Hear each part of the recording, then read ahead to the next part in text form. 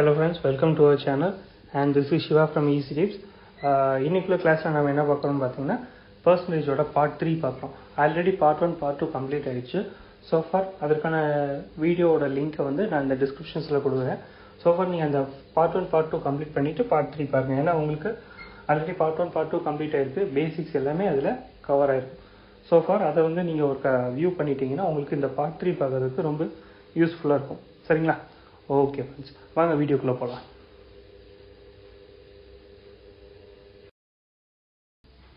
சரி, இதில் ப்ராப்ளம் வந்து 6. சரிங்களா?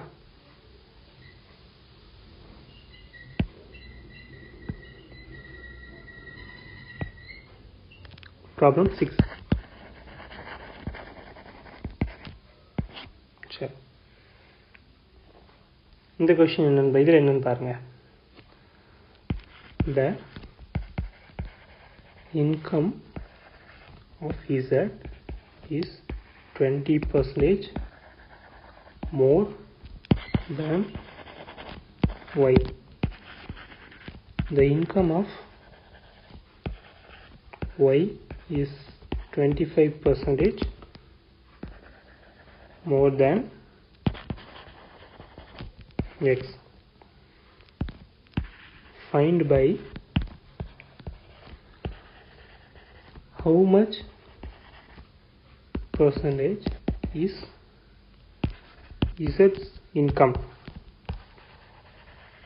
more than X. சரிங்களா? இப்போ ஆக்சுவலாக என்ன கொடுத்துருக்கான்னு பாருங்கள். the income of Z வந்து ஹைலைட் பண்ணுற பாருங்கள்.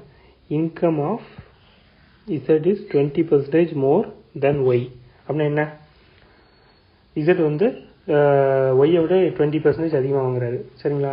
அப்போ அதுக்கடுத்து பாருங்கள், income of Y is 25% more than X. எக்ஸை விட ஒய் வந்து அதிகமாக வாங்குறாரு. ஓகேங்களா? சரி, இப்போ ஃபைனலாக என்ன கேட்குறேன்னு பாருங்கள். இசட்ஸ் income how much percentage இசட்ஸ் income is more than X. எக்ஸை விட எவ்வளோ இசட் பர்சன்டேஜ் இன்கம் வருது அப்படின்ற மாதிரி கேட்குறாங்க. சரிங்களா? சரி, ரைட். இது பாருங்கள், இதை வந்து நீங்கள் 3 ஸ்ப்ளிட் பண்ணிக்கோங்க. X, Y, Z. சரிங்களா? ஓகே, இப்போ எக்ஸுக்குள்ளே இது தெரியாது நமக்கு, எக்ஸுக்குள்ளே வேல்யூவே நமக்கு தெரியாது. அப்படின்றப்ப நான் என்ன சொல்லியிருக்கேன், பர்சன்டேஜ் பாயிண்ட் ஆஃப் வியூ நீங்கள் எடுத்துட்டிங்கன்னா இல்லாத ஒரு கொஷினுக்கு நீங்கள் வந்து 100ன்னு எடுத்துக்கணும். சரிங்களா? ஓகே, இப்போ பாருங்கள், இல்லாத வேல்யூக்கு நீங்கள் 100ன்னு எடுத்து கேல்குலேட் பண்ணணும். எக்ஸை வந்து 100% 100ன்னு வச்சுக்கலாமா? சரி, அப்புறம் ஒய் என்ன கொடுத்துருக்கான் பாருங்கள். இந்த income of Y is 25% more than X. எக்ஸை விட 25% அதிகம்னு கொடுத்துருக்கான். அப்போ ஆல்ரெடி பாருங்கள், எக்ஸு 100K எடுத்துருக்கோமா? சரி, இப்போ ஒய் பாருங்கள், அந்த எக்ஸு கூட 100 + 25 அப்படின்னா 125. சரிங்களா? ஓகே, அடுத்து என்ன கொடுத்துருக்கான்னு பாருங்கள். இப்போது ஃபஸ்ட் இதை பாருங்கள், income of Z is 20% more than Y.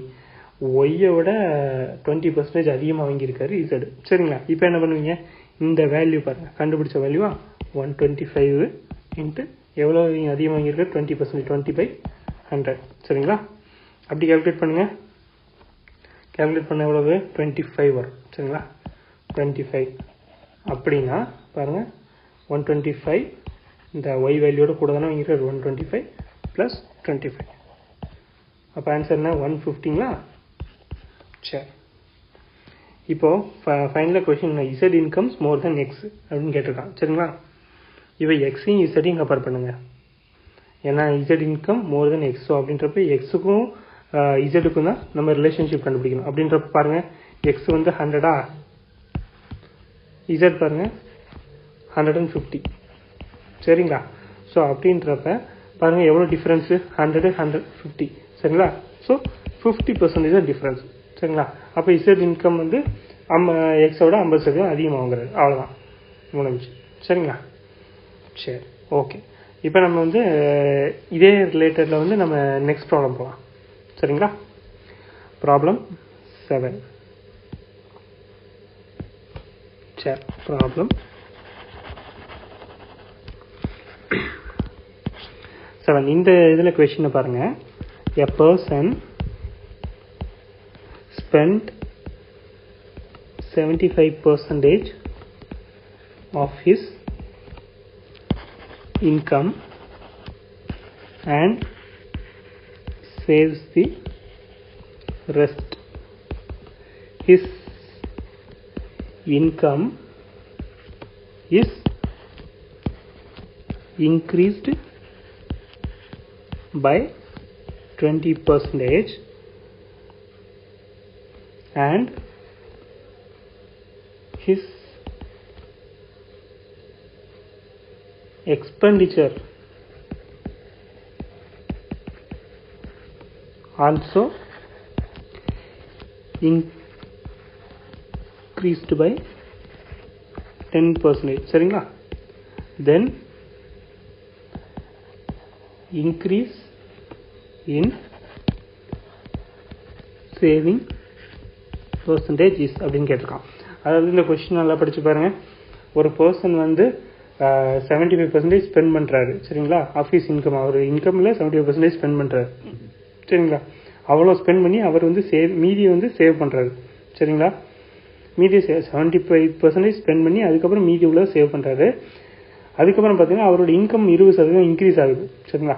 Increase ஆகிறப்ப அவரோட எக்ஸ்பெண்டிச்சரும் பார்த்தீங்கன்னா 10% இன்க்ரீஸ் ஆகுது. சரிங்களா?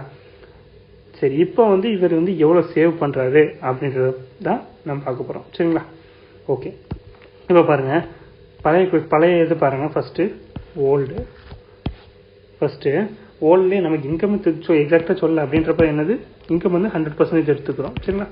இன்கம் வந்து 100%. அப்போ வந்து அவர் என்ன பண்ணியிருக்காரு, ஸ்பெண்ட் பண்ணுறாரு. அவரோட எக்ஸ்பெண்டிச்சர் எவ்வளோன்னு பாருங்கள், 75%. சரிங்களா? அப்போ அவரோட எக்ஸ்பெண்டிச்சர் அப்போ 75%.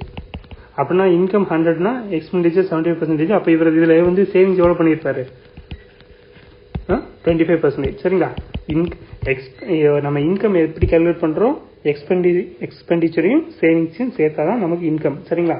ஸோ அதை வச்சு நம்ம இப்படி கால்குலேட் பண்ணுறோம். இப்போ பாருங்கள், இப்போ இந்த காலத்தில் பாருங்கள், இப்போ உள்ள ப்ரெசன்ட் சேலரி பாருங்கள். இப்போ பாருங்கள், ஆல்ரெடி வாங்கினதோட இப்போ 20% இன்க்ரீஸ் ஆகிட்டாரு. அப்படின்றப்ப இன்கம் 120%. சரிங்களா? சரி, ஓகே. இப்போ எக்ஸ்பெண்டிச்சர் பாருங்கள். இப்போ எக்ஸ்பெண்டிச்சரும் 10% இன்க்ரீஸ் ஆச்சு. ஆல்ரெடி 75% வச்சுருக்காரு. இப்போ அதுக்கப்புறம் 10% இன்க்ரீஸ் ஆயிடுச்சு. சரிங்களா? இன்க்ரீஸ் ஆயிடுச்சுன்னா இதுக்குள்ள வேல்யூ பாருங்கள், 10/100. சரிங்களா? அப்போ இந்த இதை பாருங்கள், இதுலேருந்து நம்ம எடுக்கணும். சரிங்களா? இதை நான் ஹைலைட் பண்ணுற பாருங்கள், இதுலேருந்து நம்ம பார்க்கணும். சரிங்களா? ஆல்ரெடி 75% சேவ் பண்ணுறது, இப்போ 10% இன்க்ரீஸ் ஆயிருக்கு. அப்படின்றப்ப 75 × 10/100 போட்டுக்கிறோம். அப்படின்றப்ப ஸோ 75/100 ஆன்சர் 7.5. சரி, ஓகே. இப்போ இதில் பாருங்கள், இப்போ இந்த இதுக்கு வாங்க, எக்ஸ்பெண்டிச்சர். இப்போ இந்த எக்ஸ்பெண்டிச்சர் பாருங்கள், ஆல்ரெடி 75 ப்ளஸ் இப்போ இது பாருங்கள், இந்த 7.5. சரிங்களா? அப்போ டோட்டல் பண்ணுங்கள், எக்ஸ்பெண்டிச்சர் எவ்வளவு, 82.5. சரிங்களா? ஓகே. இப்போ சேவிங்ஸ் வாங்க, இதுக்குள்ள சேவிங்ஸ் என்னன்னு பாருங்கள்.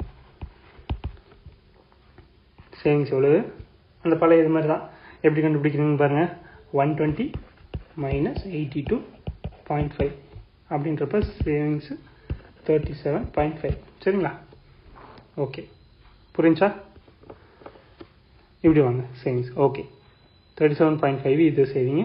இப்போ சேவிங் எவ்வளோ, இது வந்து காமனாக உள்ளது. சேவிங் எவ்வளோ இன்க்ரீஸ் ஆகிருக்கு அப்படின்றத பார்க்க போகிறோம். அப்படின்னா எவ்வளோ பாருங்கள், போன தடவை 25% சேவிங், இந்த தடவை 37.5% சேவிங் ஆகிருக்கு. சரிங்களா? அப்படின்றப்ப இப்போ எக்ஸாக்டாக எவ்வளோ சேவிங்ஸ்ன்னு பாருங்கள். சேவிங் வந்து அதிகமாக இருக்குது இந்த தடவை. ஏன்னா ஒவ்வொரு தடவையும் பார்த்தீங்கன்னா நமக்கு இன்கம் அதிகமாகுது, அப்படின்றப்ப எக்ஸ்பெண்டிச்சர் அதிகமாகுது. அப்படி ஆகும்போது நமக்கு சேவிங்கும் ஓரளவுக்கு அதிகமாகிட்டே தான் இருக்கும். சரிங்களா? ஏன்னா இன்கம் கூட நமக்கு எல்லா செலவுகளும் அதிகமாகும், நமக்கு அதுக்கேற்றப்பல சேவிங்ஸும் கொஞ்சம் அதிகமாக தான் இருக்கும். சரிங்களா? இப்போ பாருங்கள் எவ்வளோ சேவிங்ஸ் ஆகிருக்கு, 37.5 மைனஸ் பழைய 25. சரிங்களா? இப்போ வந்து 12.5 கூடவே சேவ் ஆகுது அவருக்கு. சரிங்களா? சரி, இப்போ வந்து இவ்வளோ கண்டுபிடிச்சாச்சு. இப்போ பாருங்கள், இதுக்கு வந்து ஒரு ஃபார்முலா இருக்குது. என்னென்னு பாருங்கள், என்னென்னா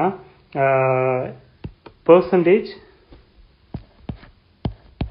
சேஞ்சுக்கு ஒரு ஃபார்முலா இருக்குது. பெர்சன்டேஜ் சேஞ்ச் எவ்வளோ பர்சன்டேஜ் அப்படின்னா, final minus initial divided by initial into 100. சரிங்களா? இப்போ இந்த பாருங்க சப்ஸ்டியூட் பண்ணுங்க. ஃபைனல் வேல்யூ என்னது உங்களுக்கு? ஃபைனலா 37.5 37.5 மைனஸ் இனிஷியல் எவ்வளோ இருந்துச்சு? 25 இருந்துச்சா? இந்த பாருங்க இந்த 25 இருந்துச்சா? 25/25 into 100. சரிங்களா? இப்போ கால்குலேட் பண்ணுங்க. ஆன்சர் என்ன வருது பாருங்க. பெர்சன்டேஜ் சேஞ்ச்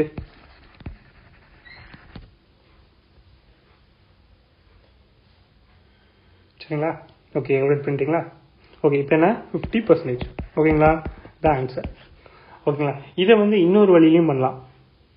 எப்படின்னு பாருங்க. அந்த அதே இன்டர்போலேஷன் மெத்தடில் நான் கொண்டு வரேன் பாருங்க. இப்போ அதே மாதிரி பாருங்க, பெர்சன்டேஜ் அமௌண்ட் சரிங்களா? நமக்கு இன்கம் தெரியாது. ஃபஸ்ட்டு டைம் வந்து அந்த ஓல்டு வச்சுக்கோங்க. இந்த சைடில் எழுதுகிறேன் பாருங்கள். ஓல்டு இந்த சைடு நியூன்னு வச்சுக்கோங்க. 100% இன்கமுக்கு அவர் எவ்வளோ சேவிங் பண்ணிக்கிறது? 25 சேவ் பண்ணுறாரா? அப்படின்றப்ப நியூ இன்கம் என்னது? அதை விட கூட வருது சம்திங். 100 + எக்ஸுக்கு சேவிங்ஸ் எவ்வளவு? 37.5 சேவ் பண்ணுறாரு. சரிங்களா? இப்போ கிராஸ் மல்டிப்ளை பண்ணுங்க. 37.5 into 100 is equal to 100 plus x into 25. சரிங்களா? இப்போ ஆன்சர் என்ன? சேம் 50%. எப்படின்னாலும் நீங்கள் வந்து டிஃப்ரென்ஸ் கண்டுபிடிக்கணும். சரிங்களா? இந்த சேவிங்ஸ் ஓல்டு சேவிங்ஸ் எவ்வளவு, அதுக்கான நியூ சேவிங்ஸ் எவ்வளவுன்ற டிஃப்ரென்ஸ் கண்டுபிடிச்சா தான் நீங்கள் இன்டர்போலேஷன் மெத்தடுக்கே போக முடியும். சரிங்களா? ஓகே ஃப்ரெண்ட்ஸ், நம்ம இதோட பார்ட் 3 கம்ப்ளீட் பண்ணிக்குவோம். பார்ட் 4ல் வந்து கொஞ்சம் சிமிலரான மாடல்ஸ் இருக்கும். ஸோ அப்படின்றப்ப பார்ட் 4ல் வந்து நம்ம கம்ப்ளீட்டாக ஒரு 3 மாடல் இருக்கும். ஸோ அதை வந்து நம்ம பார்ட் 4ல் கம்ப்ளீட் பண்ணிடலாம். சரிங்களா? நம்ம பார்ட் 4 கம்ப்ளீட் ஆனதுக்கப்புறம் நம்ம டிஸ்கிரிப்ஷன்ஸ் லிங்க்கில் வந்து இந்த ஒரு கொஷின்ஸ் ஒரு 30 to 40 கொஷின்ஸ் வந்து நம்ம ப்ரொவைட் பண்ணியிருப்போம். அதுக்கு ஆன்சர்ஸோட கொடுத்துருப்போம். சரிங்களா? நீங்கள் அதை சால்வ் பண்ணி பார்த்துக்கோங்க. சரிங்களா? ஸோ ஃபார் அதை நீங்கள் சால்வ் பண்ணி பார்த்தீங்கன்னா உங்களுக்கு ஐடியாஸ் கிடைக்கும். சரிங்களா? ஓகே ஃப்ரெண்ட்ஸ், இது வரைக்கும் நம்ம வீடியோ சப்ஸ்கிரைப் பண்ணாலும் சப்ஸ்கிரைப் பண்ணிக்கோங்க. பக்கத்தில் இருக்க பெல் பட்டனை கிளிக் பண்ணிக்கோங்க. ஸோ ஃபார் நாங்கள் போடுற அப்டேட்ஸ் எல்லாம் உடனே டிஸ்பிளே ஆகும். ஓகேங்களா? Okay friends, thank you.